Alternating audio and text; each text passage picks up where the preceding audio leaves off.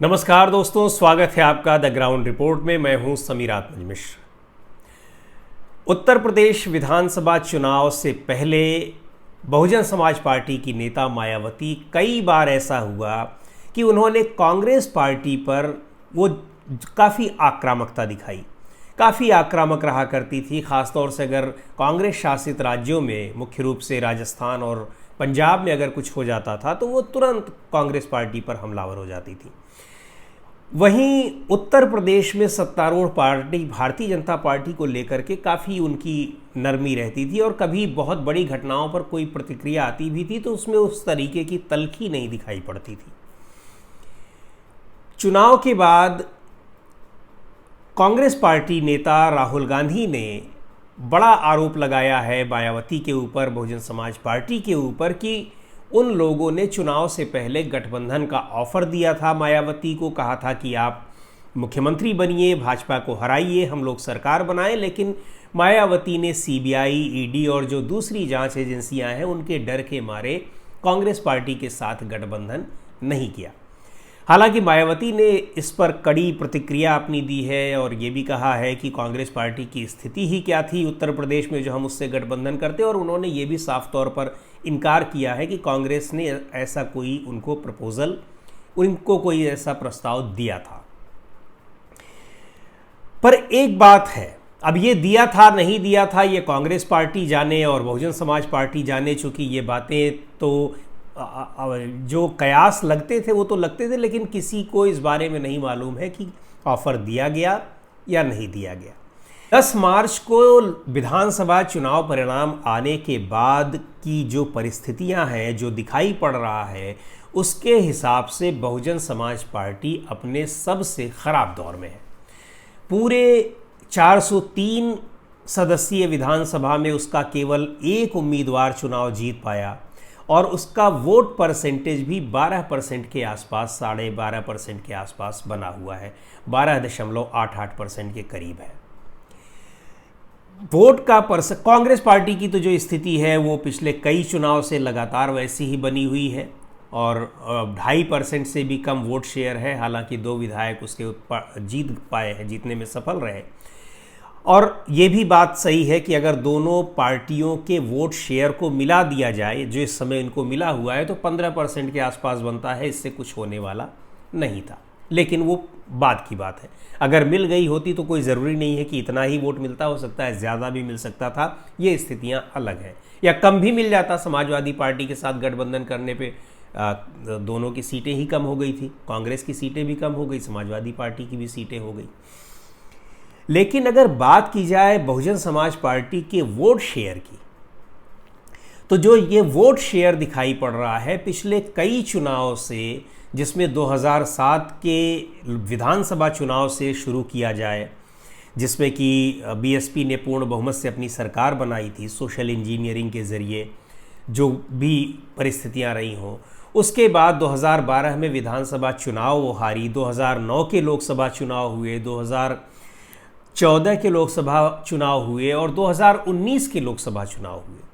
इनमें से किसी भी चुनाव में बीएसपी का जो वोट शेयर है, वोट परसेंटेज है, वो 20% के आसपास बना रहा। कभी थोड़ा बढ़ गया, कभी ज़्यादा हो गया, 22-24% के करीब भी हो गया, लेकिन वो 20 के इर्द गिर्द टिका रहा।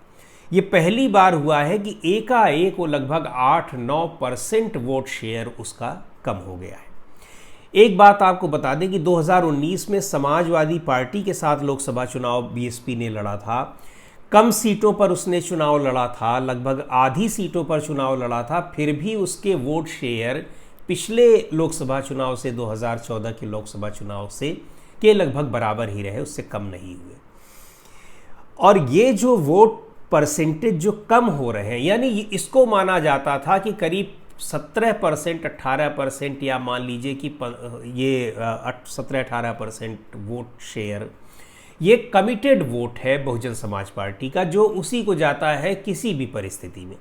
और यही वो वोट भी हुआ करता था जिससे बीएसपी अगर किसी के साथ गठबंधन करती थी तो कहा जाता था कि सबसे आसानी से ट्रांसफरेबल हो जो होता है बहुजन समाज पार्टी का होता है, उसका एक जो खास तबका जो उसको वोट करता है। लेकिन इस बार ये जो 8% और कम हो गया, 9% वोट कम हो गया, पिछले चुनाव में जो मिलता था उससे भी ज़्यादा कम हो गया। इसमें ये कहा जा रहा है कि अब की बार बीएसपी का जो कोर वोटर होता है वो भी कुछ हद तक उससे छिटक गया। उसके लिए बहुत से कारण दिए जा रहे हैं। सबसे ज़्यादा जो महत्वपूर्ण कारण बताया जा रहा है वो बताया जा रहा है कि जो भारतीय जनता पार्टी ने कोरोना काल के बाद लोगों को राशन बांटे थे और उनको तमाम सुविधाएं दी थी, घर दिए थे, शौचालय दिए थे, इन सब का भी असर रहा। लेकिन ये सारी चीज़ें पिछले कई बार से दी जा रही हैं, राशन को छोड़ दिया जाए तो, और चीज़ें दी गई, लेकिन बीएसपी का वोट जो कमिटेड वोट है वो कहीं नहीं गया। अब की बार वो चला गया और ये माना भी जा रहा है कि वो भारतीय जनता पार्टी की ओर गया है, क्योंकि भारतीय जनता पार्टी को सीटें भले कम मिली हैं लेकिन 2017 के चुनाव की तुलना में उसका वोट शेयर भी बढ़ा है। और यही जो लोग उम्मीद लगाए बैठे थे कि समाजवादी पार्टी चूँकि लड़ाई में थी और वो जीत सकती है, यही थी। अगर ये वोट शेयर उसका ना बढ़ करके बीजेपी की ओर ना गया होता तो शायद बीजेपी सरकार बनाने से रह जाती, वहाँ तक वो ना पहुँच पाती। अब जो राहुल गांधी की बात हो रही है कि वो बीजेपी के डर के मारे उन्होंने कांग्रेस से गठबंधन नहीं किया या ठीक से चुनाव नहीं लड़ी, ये तो वो लोग जाने, लेकिन कुछ हम थोड़ा सा अगर पहले चलते हैं तो बहुत सी चीज़ें स्पष्ट होती दिखाई पड़ती हैं। क्या अगर हम 2021 में अगस्त महीने की बात करें, बहुजन समाज पार्टी ने अयोध्या में ब्राह्मण सम्मेलन किया था और काफ़ी सफल उनका ब्राह्मण सम्मेलन वो रहा। ऐसा उस सम्मेलन के बाद लगातार कई शहरों में सम्मेलन किए गए, बाद में कंक्लूड किया गया उसको लखनऊ में, जिसमें मायावती भी आई, और जिस तरीके की भीड़ उसमें जुट रही थी तो उसको लेकर के ये मानना जाने लगा कि अब जो चुनाव 2022 में विधानसभा के होंगे उसमें भारतीय जनता पार्टी की मुख्य प्रतिद्वंद्वी बीएसपी ही बन जाएगी या बन सकती है। चूँकि इसके पीछे कारण भी यही था, एक तो जो 18-19% बीएसपी का कोर वोटर, कमिटेड वोटर जो एक उसके पीछे ही रहता है, उसी को वोट करता है, और दूसरी बात ये थी कि सोशल इंजीनियरिंग के ज़रिए जो और लोगों को भी बीएसपी जोड़ लेती है और ख़ास तौर से जो ब्राह्मणों को जोड़ने का अभियान चलाया गया था। और दूसरी बात यह है कि ये उम्मीद भी जताई जाती थी कि अगर ये सारे वोट मिलते हैं तो जो माइनॉरिटी वोट होता है, जो बीजेपी को वोट नहीं करना चाहता है, इस स्थिति में वो भी बीएसपी को वोट कर देगा। इससे वो मजबूत मानी जाने लगी। लेकिन कुछ ही समय के बाद अचानक ऐसा हो गया कि बहुजन समाज पार्टी पूरी तरीके से चुनावी परिदृश्य से बाहर दिखाई देने लगी। दूसरी पार्टियों की जब बड़ी बड़ी रैलियां होने लगी, सभाएं होने लगी, रोड शो होने लगे, लेकिन बीएसपी की सभाएं और ये सारी चीज़ें दिखाई नहीं पड़ रही थी। बीएसपी नेता मायावती ने तो बहुत बाद में प्रचार भी शुरू किया।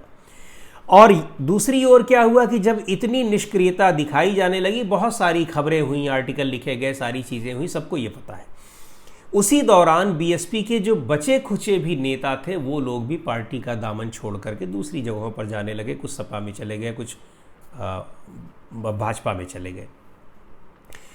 तो एक तरफ ये शांत हो गई और दूसरी तरफ क्या हो रहा है कि जो बीएसपी का कमिटेड वोटर था वो, हालांकि चुनाव प्रचार के दौरान जो भी लोग फील्ड में रहे होंगे उन्होंने देखा होगा कि उनका जो समर्पित वोटर था वो चुनाव तक लगभग समर्पित ही रहा। लेकिन इस दौरान बीजेपी ने उस वोटर को, उस तबके को अपनी ओर करने की कोशिश की। यह डर भी दिखाया गया कि हमारे हार जाने पर समाजवादी पार्टी की सरकार बनेगी और समाजवादी पार्टी की सरकार में हो सकता है कि वो उस तरीके से ना रहे, उनका उत्पीड़न हो जितने बेहतर तरीके से वो बीजेपी के शासन में रह रहे हैं। और राशन वगैरह जो चीज़ें मिल रही थी इनके बारे में तो कहा ही गया। इसके अलावा भी बहुत सारी लुभावनी बातें की गई और लुभावने उनसे वायदे किए गए और लुभावनी चीज़ें दी भी गई होंगी, तो ये तो किसी ने देखा नहीं है, निश्चित तौर पर ये हुआ होगा। ये दो चीज़ें ऐसी रहीं और इसको मैं इसलिए कह रहा हूँ कि इसके पक्ष में मैंने कई लोगों से बात की। मैं जिन जगहों पर गया था चुनाव से पहले, जहां वो दलित मतदाता जो कि पूरी तरीके से समर्पित थे और बहुत ही वोकल थे बीएसपी को वोट देने को लेकर के, चुनाव के बाद जब हमने पूछा है तो उनमें से कई लोगों ने ये बताया कि हमने बीजेपी को वोट दिया, इसलिए वोट दिया क्योंकि बीएसपी एक तो बहुजन समाज पार्टी लड़ाई में दिख नहीं रही थी, और दूसरी ओर भाजपा को अगर हम वोट ना देते तो शायद फिर समाजवादी पार्टी आ जाती, और समाजवादी पार्टी की तुलना में हम भाजपा की सरकार को ज़्यादा अच्छा समझते हैं। ये स्वीकार किया बहुत सारे मतदाताओं ने, दोनों ही बातें, चुनाव के पहले ये बात और चुनाव के बाद ये बात। इसके बारे में कहा यह जा रहा है कि बीजेपी ने बहुत ही रणनीतिक ढंग से इस पर काम किया। पहली बात तो ये कि अगर ये माना जा रहा था कि अगर इस चुनाव में बीएसपी अच्छा नहीं कर पाई तो अगले चुनाव में उसकी स्थिति बहुत ख़राब हो जाएगी, और ये जो कमिटेड वोटर है वो फिर किसी न किसी दूसरी पार्टी की ओर खिसक जाएगा, और ये होना भी है। अब आप देखिएगा कि अब ये कमिटेड वोटर बीएसपी के साथ उस तरीके से खड़ा नहीं रह गया है। कौन इसको अपनी ओर कर पाता है वो देखने वाली बात होगी। इस चुनाव में बीजेपी को भले ही वोट कर दिया है, लेकिन अगले चुनाव में भी क्या बीजेपी उनका वोट ले पाएगी, ये देखने वाली बात होगी। लेकिन फिलहाल की जो स्थिति है, उसके बाद बहुजन समाज पार्टी जो कांग्रेस पर हमेशा हमलावर होती थी, उनको सबसे बड़ा डर यही रहा करता था कि अगर बीएसपी का जो कोर वोटर है वो खिसका तो उसके सबसे ज़्यादा ट्रांसफ़र होने की जो संभावना है वो कांग्रेस की ओर है। ऐसा इसलिए क्योंकि ये वोटर पहले कांग्रेस का ही वोटर हुआ करता था। जब से बहुजन समाज पार्टी का गठन हुआ है तब से ये उनकी तरफ चला गया है, और यही वो समय है जब लगातार कांग्रेस उत्तर प्रदेश में कमज़ोर भी होती चली गई। समाजवादी पार्टी से उसको बहुत डेंट नहीं पड़ा, लेकिन कांग्रेस बहुजन समाज पार्टी से उसको काफ़ी नुकसान हुआ। 1996 में बहुजन समाज पार्टी और कांग्रेस पार्टी दोनों मिलकर जब चुनाव लड़े थे तो सरकार तो नहीं बना पाए, लेकिन फ़ायदा दोनों पार्टियों को हुआ था, बहुजन समाज पार्टी को भी और कांग्रेस पार्टी को भी। बाद में फिर राष्ट्रपति शासन लगा, किसी को जब बहुमत नहीं मिला उसके बाद फिर बहुजन समाज पार्टी ने बीजेपी के साथ मिलकर के सरकार बना ली थी, वो एक अलग बात है। तो इस पर जो काम किया गया कि पहले तो बहुजन समाज पार्टी को ऊपरी तौर पर इनको कोशिश बीजेपी ने ये की कि ये मुकाबले में न दिखाई पड़े, और ऐसा हो भी गया कि वो मुकाबले में नहीं दिखाई पड़ी। अब क्यों नहीं दिखाई पड़ी, इसके लिए कोई किसी के पास पुख्ता सबूत तो है नहीं, लेकिन माना यही जा रहा है कि शायद जो केंद्रीय एजेंसियां हैं उनके डर के मारे, क्योंकि और दूसरा कोई कारण तो दिखाई नहीं पड़ता है। दूसरी बात ये कि अगर उसके बाद बीजेपी ने क्या किया कि उनके जो वोटर थे जिनको ये कन्विंस करने में, ये मनाने में कामयाब रही कि आप अगर बीजेपी को नहीं दोगे, और चूंकि बीएसपी आपकी जो कमिटेड पार्टी जिसके प्रति आप कमिटेड हैं वो लड़ाई में नहीं है, तो फिर उसमें समाजवादी पार्टी जीतेगी, तो उसका उसने फ़ायदा उठाया और 8-9% वोट उसका जो खिसका करके अपनी ओर लेकर के चली गई। तो अब गठबंधन की बात की गई थी, कांग्रेस की ओर से नहीं की गई थी, स्वीकार किया नहीं किया वो तो उन दोनों पार्टियों के बीच की बात है। लेकिन यह बात तो तय है कि अगर बीजेपी की जीत का रास्ता साफ हुआ है तो निश्चित तौर पर बहुजन समाज पार्टी के लगभग निष्क्रिय होने की वजह से और बहुजन समाज पार्टी का जो कोर वोटर है, जो उसका कमिटेड मतदाता है, जो समर्पित मतदाता है, उसके बीजेपी की ओर चले जाने की, कुछ हद तक बीजेपी की ओर चले जाने की वजह से ही ये संभव हो सका। तो दोस्तों, आज के वीडियो में सिर्फ इतना ही। अगले वीडियो में हम फिर किसी नई चर्चा के साथ, नए मुद्दे के साथ आपके सामने हाजिर होंगे। एक बार फिर से आपको याद दिलाना चाहते हैं कि हमारे YouTube चैनल को अगर आपने सब्सक्राइब ना किया हो तो उसको सब्सक्राइब कर लें। एक बेल आइकॉन यानी जो घंटे जैसी आकृति आपको दिखाई पड़ती है उसको आप दबा दें, जिससे कि आपको नोटिफिकेशन मिलते रहें द ग्राउंड रिपोर्ट पर जो भी वीडियो अपलोड होते हैं।